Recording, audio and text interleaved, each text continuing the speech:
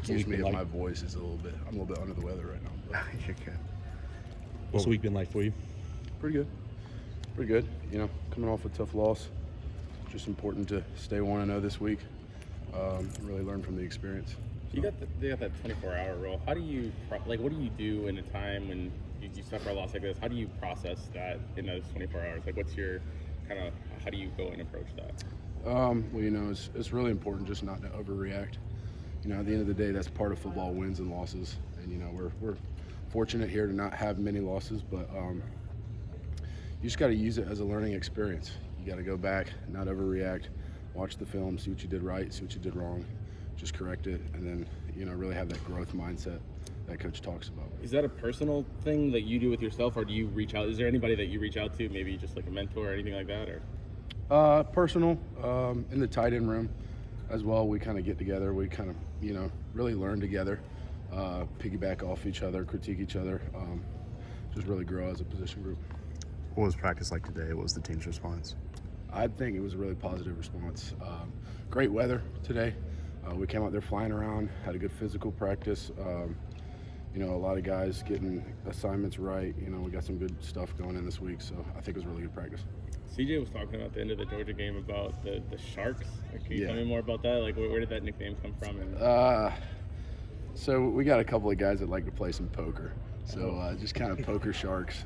But at the same time, you know, we kind of swim together is what we like to say. So it's kind of more of a mentality thing. Who's the best poker player in the room? Oh, goodness. Adam Thorson, by far. Who has the best poker face? Ooh. I'd say me. I think I'm pretty hard to read. What have you thought about just the tight end's involvement in these last few games? I really like it. I think we're growing within the offense, especially in the receiving game. But, you know, we're always going to have our impact blocking because that's what we do. We embrace it. So I like the direction that we're headed, and I'm excited for the rest of the season. How important is your job with a quarterback like Jaylen, where not only do you have to have those outlet passes, but like you said, you're blocking a lot. He's running on the perimeter. Mm-hmm. Do you increase the importance, you think, of your job? Yeah, definitely.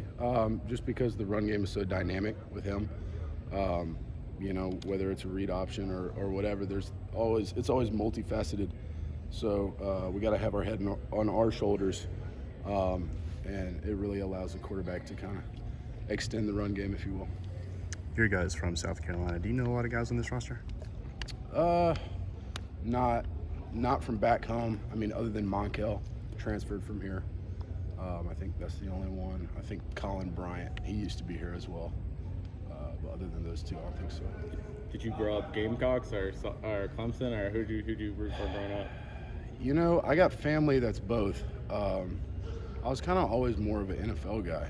I always liked the Panthers growing up, but I never really got too big into college football. Obviously, I watched it, but wasn't a diehard. How do you feel about the Bryce Young situation?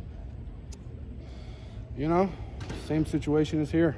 You take a loss to Vandy. You take a temporary loss, get put on the bench. You just gotta learn from it, grow from it. That's the biggest thing. Happens to the best of us.